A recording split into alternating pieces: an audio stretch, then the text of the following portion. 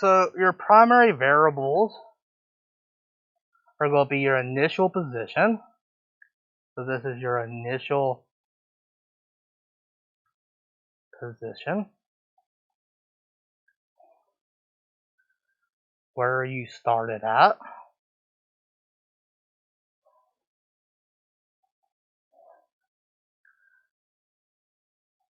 If not specified, and Nicole, would you mind closing the door?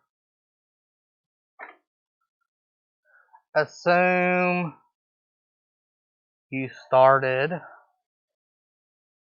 at 0 meters.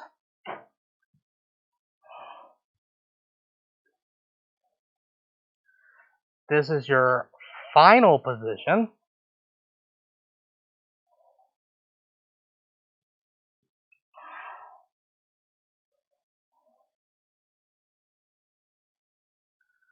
Where you stopped at.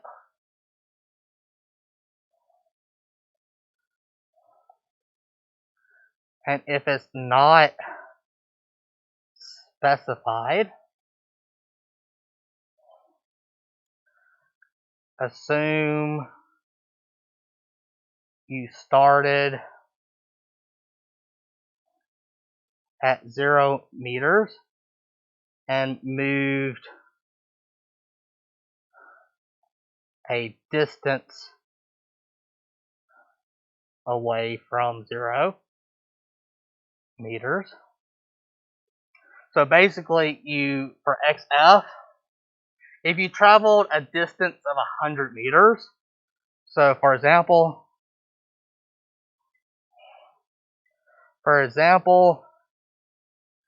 if you traveled a distance of 100 meters, we would assume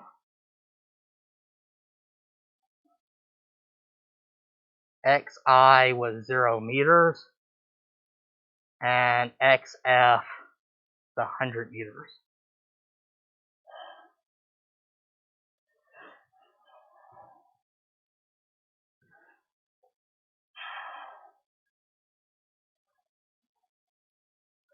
Delta X, which is equal to final position minus XI.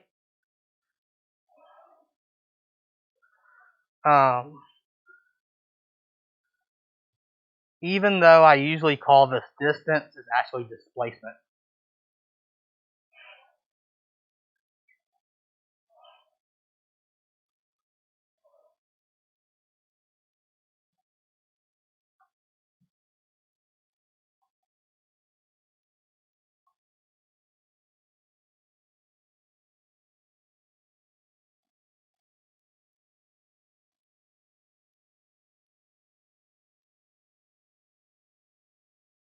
So what's the difference between speed and velocity? Yeah, what's the difference between speed and velocity? Velocity has a direction. Displacement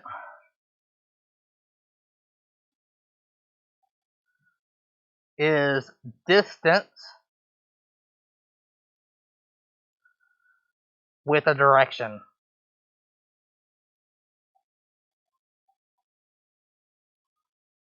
So displacement is the distance you travel in a certain direction.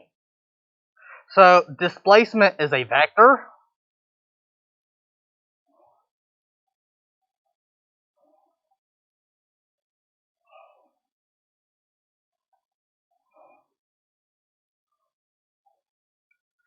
It has a magnitude and direction. The magnitude is distance and direction.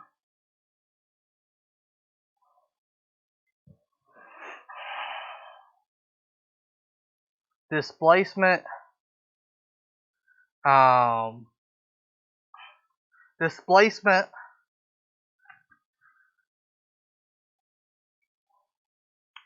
only looks at final position versus initial position.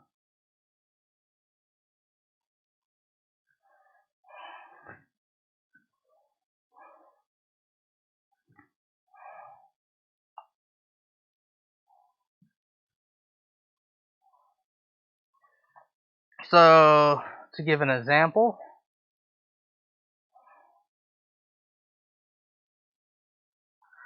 let's suppose that we started at 0 meters, 0 meters.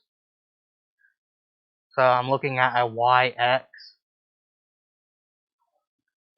And then let's suppose that I went and zigzagged, the loop-de-loop, came around and stopped right here at 10 meters, 0. The displacement will be a vector. Vectors are usually represented with an arrow. So your displacement, delta x, would be 10 meters to the right,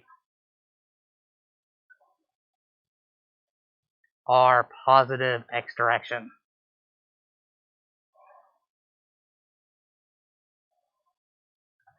So, for example, let's say that I ask you to take your desk, carry it all the way to the office, and bring it back and put it back in the same spot. What would be your total displacement of the desk?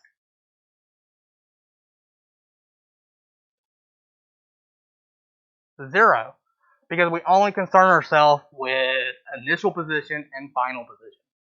So even though you carried it a great distance, you carried it to the office and back, your displacement would still be 0.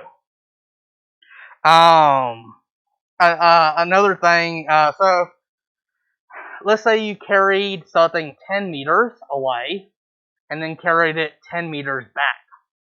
You carried it for a total of 20 meters distance, but your displacement would be 0.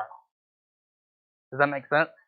Can you also have something, can you have negative distance? No. So the length of this ruler is always going to be positive. It's exactly 1 meter long. Distance is always going to be absolute value of it. You can only have positive distance. However, if I took this ruler, moved it 1 meter over to the left, and if we have left defined as negative, it's been displaced by negative 1 meter. It has a negative displacement.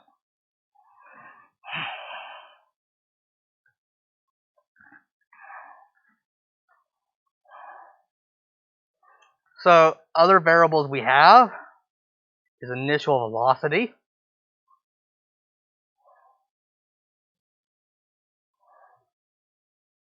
I sometimes leave off direction, in which case you just assume that it's going in a positive direction. This is how fast you are moving at beginning.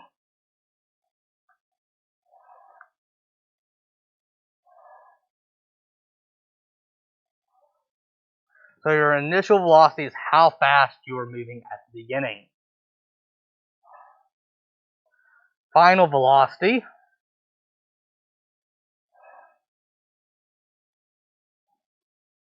is how fast you're moving at the end.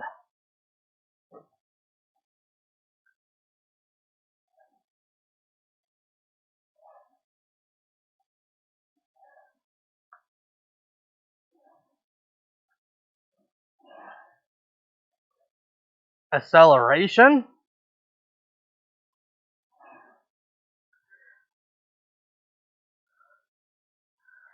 how fast your velocity is changing.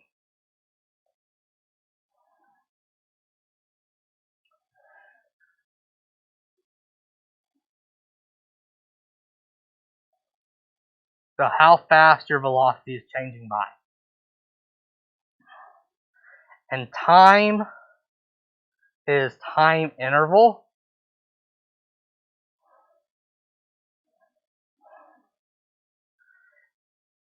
How long how long, or how much time, I should say, how much time is spent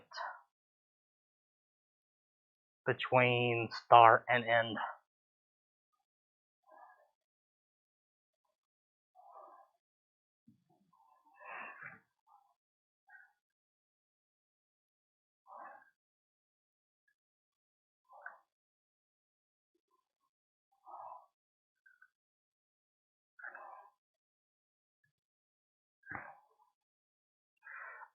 These are going to be all your main variables.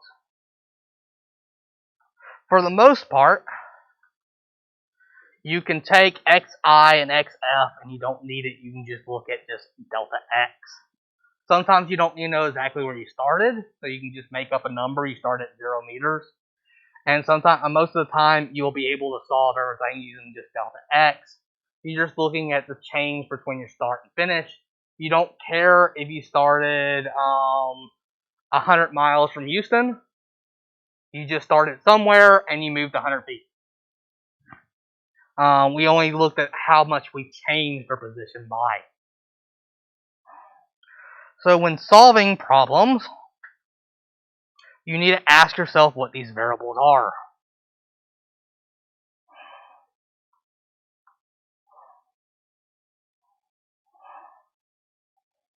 So let's look at number 19 of your homework. What is the final velocity of a car that is initially was traveling at 10 meters per second and is accelerating at 5 meters per second squared and travels a distance of 150 meters? So let's list all these variables. xi, xf, delta x, vi, vf, a, and t. So let's go through them. Do we know exactly where this person started? We can assume it's 0 because it doesn't specify. But it mentions here a distance. Your distance is going to be in feet, meters, whatever. So here it says a distance of 150 meters. So let's look at delta x first. So our change in position, we moved 150 meters. So that'd be delta x. And let's ask ourselves, what was the initial speed? Does it mention? Yes, so it says it's moving at 10 meters per second. What's its final speed? Does it specify a final speed? No, that's what we're looking for. So we're looking for that. Does it mention an acceleration? So 5 meters per second squared. So ask yourself all these questions, and you should get one variable you're looking for and 3 variables you're given. So it gives you 3 variables, 3 numbers, and then you're looking for a 4th. Here I've told you that you should be using this equation.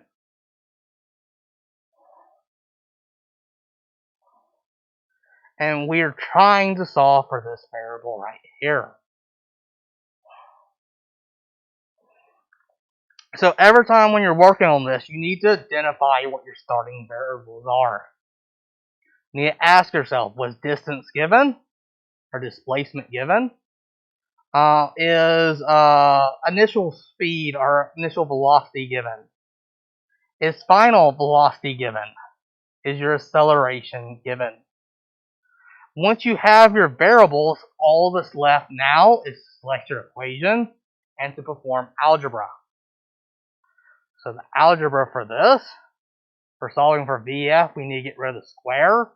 So we just take the square root of both sides.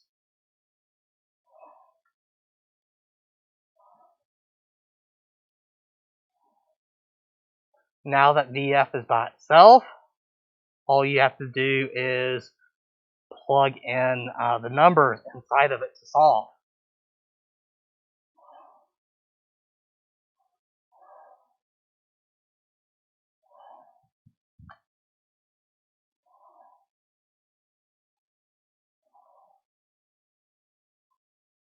So what's the Courtney? Are you getting the variables, or is it just the algebra you're having the most difficult with?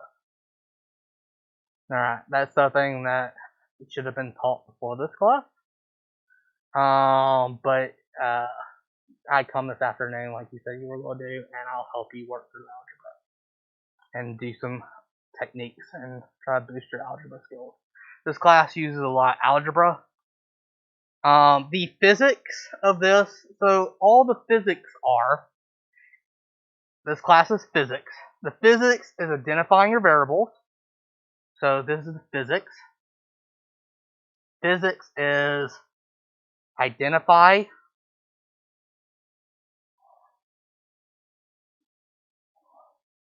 variables,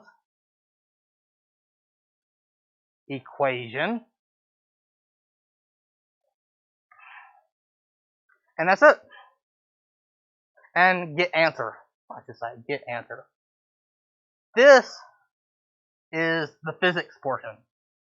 How you get your answer is not physics. How you get your answer is by using algebra. So that is not part of this class. But again, if you need help with it, I'm more than willing to assist in trying to improve your algebra skills. But figuring out how to identify variables, that is it. Selecting your equation, I usually give it to you. And getting your answer is plugging it into the equation and solving. Physics requires trying to solve physical properties of the universe. Trying to solve problems in the universe using math.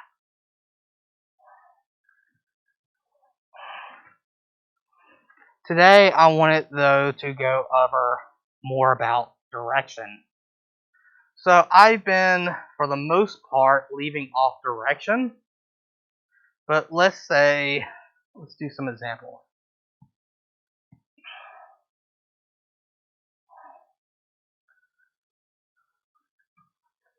You begin running,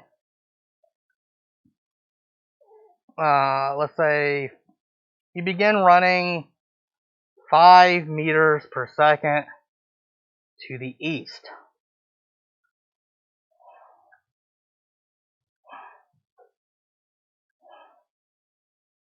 You then start accelerating at 1 meter per second squared to the east. To the west.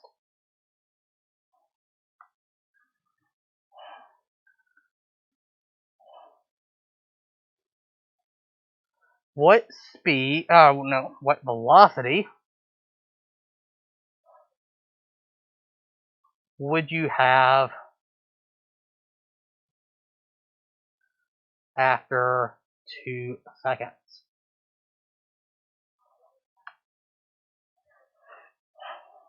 Now we have direction specifically added to the problem.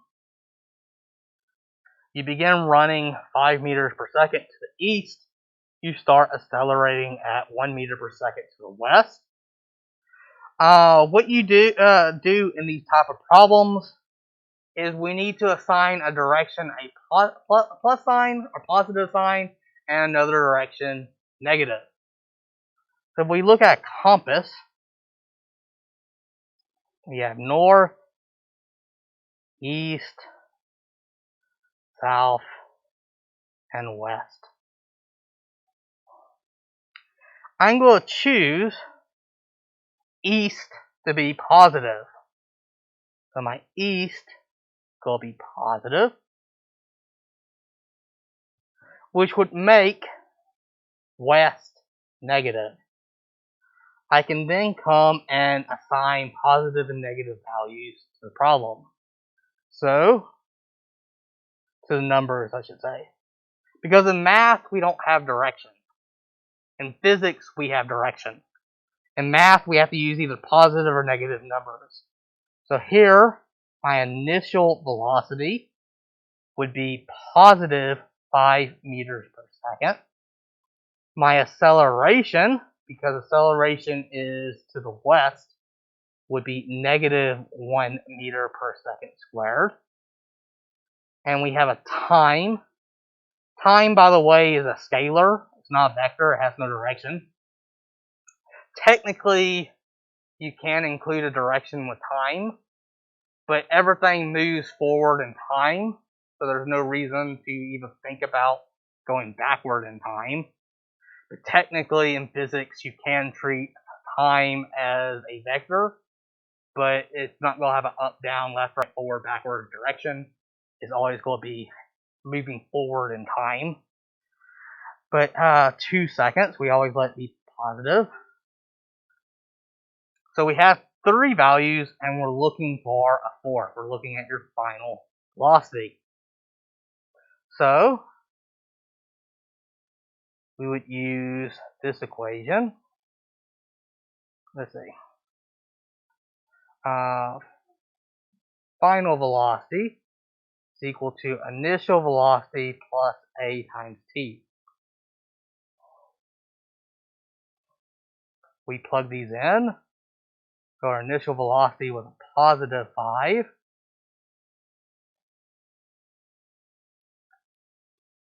Our acceleration is a negative 1 meter per second squared. And our time was 2 seconds.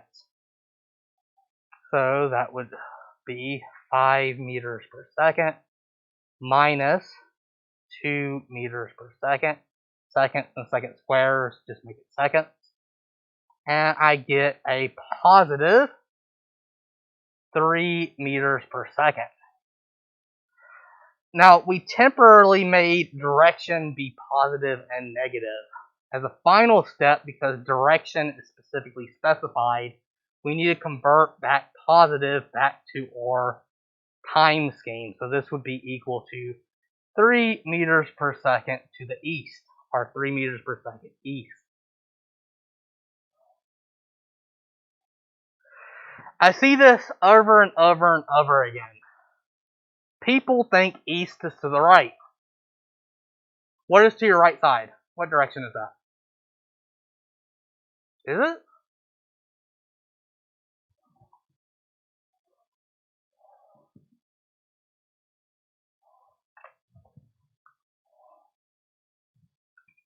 Let's look up. Yes. That's what my point is people will sometimes write 3 meters per second right using an arrow. If I turn your paper around, is it still pointing east? No. So do not write your answer like that. It should have the word east. If I actually zoom in,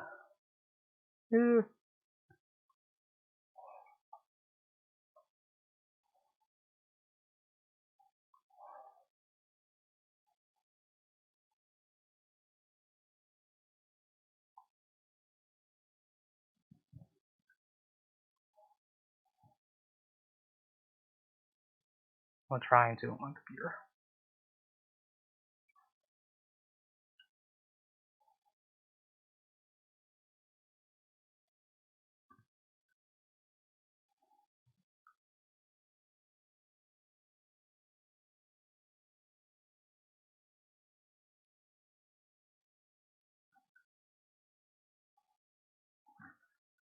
So if I actually zoom in,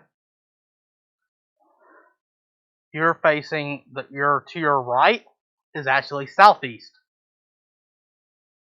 If we look at the direction. So again, do not draw an arrow, actually put the correct place.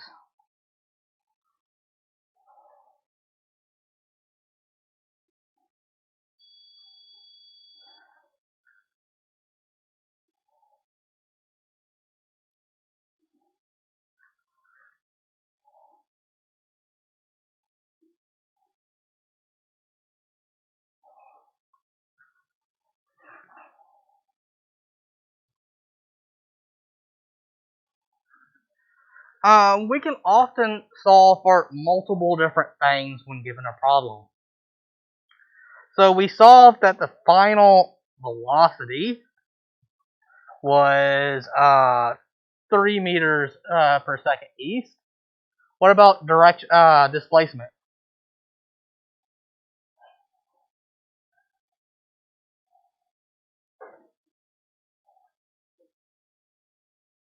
Displacement is distance plus a direction. So it's asking how far did it go and in what direction. We already know that they were traveling east. So what is the displacement?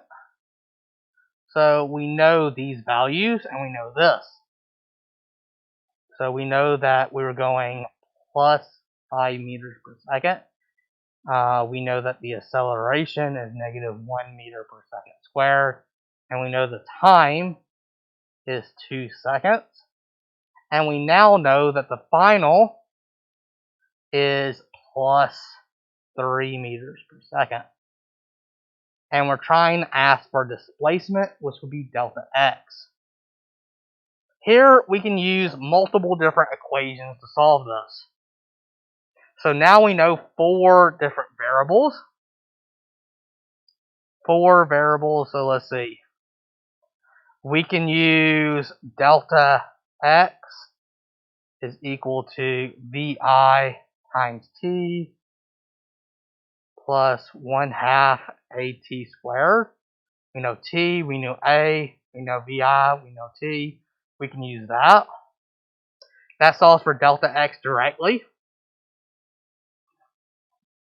We also know final, so we can use vf squared equal vi squared plus 2a delta x. We can use either one of these equations to solve for it. This one's already solved for, so we can plug in here. So our initial is 5 times 2 seconds plus 1/2 times negative 1 meters per second squared times a time of 2 seconds squared. Plugging that into a calculator.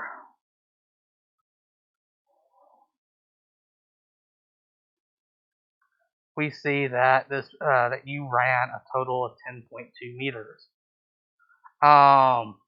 This is positive 10.2 meters.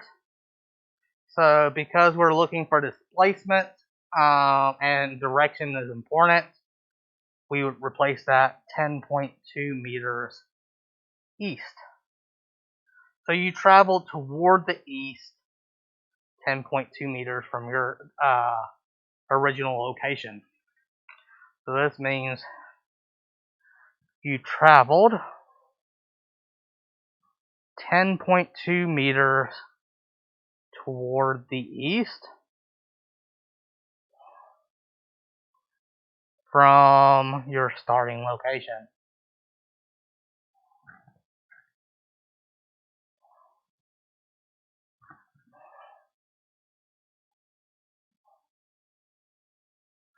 Make sense?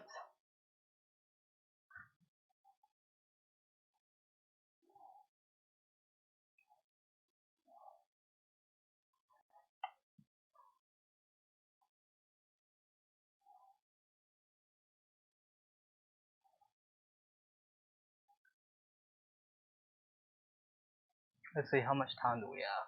We have 15 minutes. I was going to continue on, but I'll stop here early today. And try to help with homework.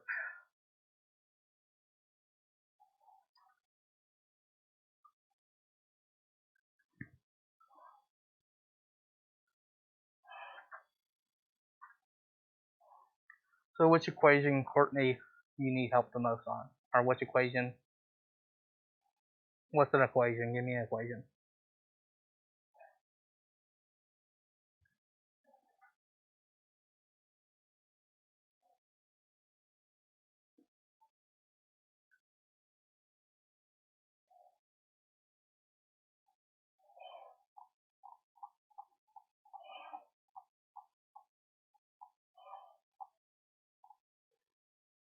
So number one, a car at rest begins accelerating at a rate of 5 meters per second squared for 7 seconds. What is the final speed of the car? So what are your variables? Is what? Yes.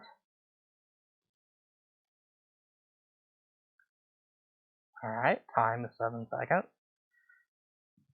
What other variables are you given?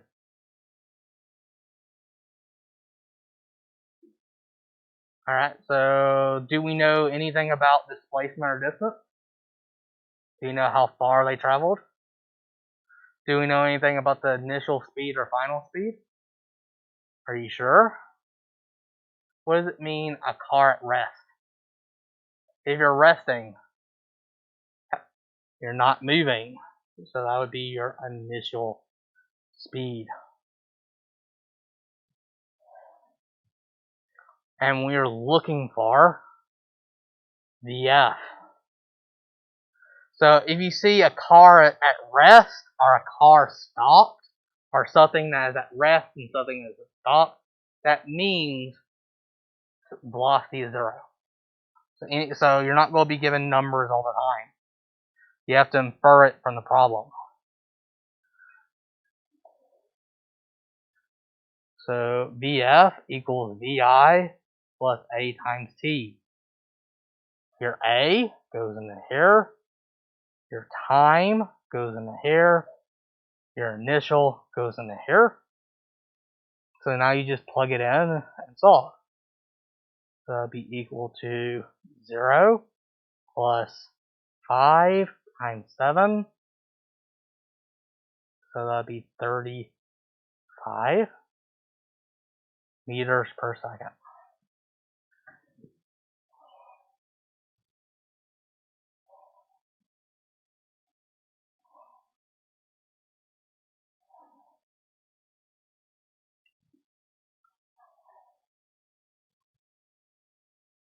So once you have 3 numbers assigned to variables and a 4th you're looking for, you can now start messing with the equation. That's what you should be doing for every problem, is you are looking for 3 number variables, 3 variables with known numbers, and then a 4th variable you are looking for. That's the first step in doing these problems, is ask yourself, what are 3 variables I'm given? Every problem is going to tell you 3 variables. This one is a car at rest, so that's your VI equals 0. It's accelerating at a rate of 5. That is your acceleration for 7 seconds. So your time is 7. That's 3 numbers right there with variables. And you're looking for a 4th, the final speed. Final speed is going to be the same thing as final velocity, but we just don't care about the direction right now.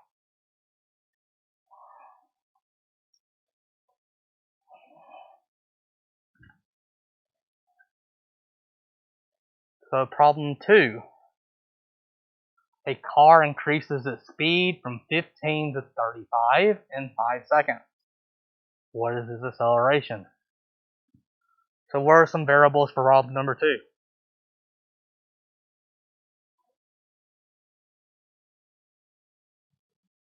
Would be what?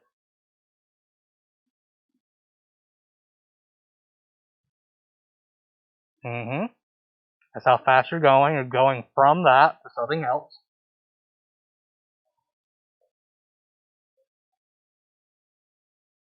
Yep. So you're going from your initial to your final. And then 5 seconds would be your time. So that's your 3 variables that you know, and it's asking for your acceleration.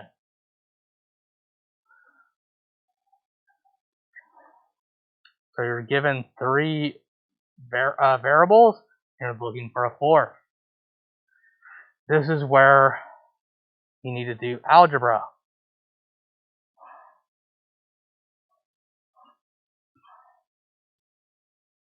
So you're looking for acceleration. How would you solve it algebraically?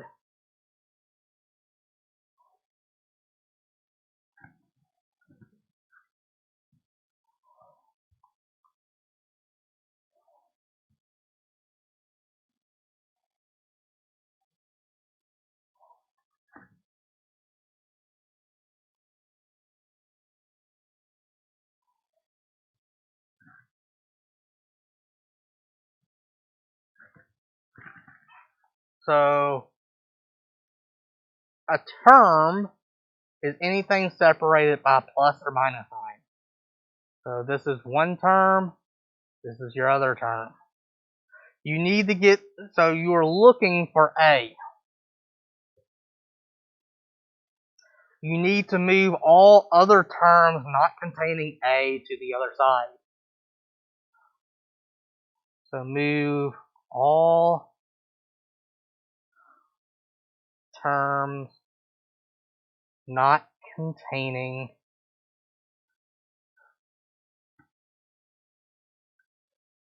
the variable you're looking for.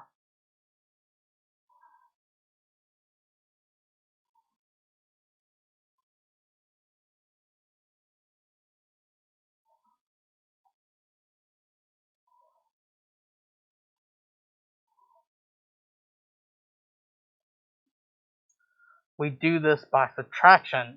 So this is being added to the side.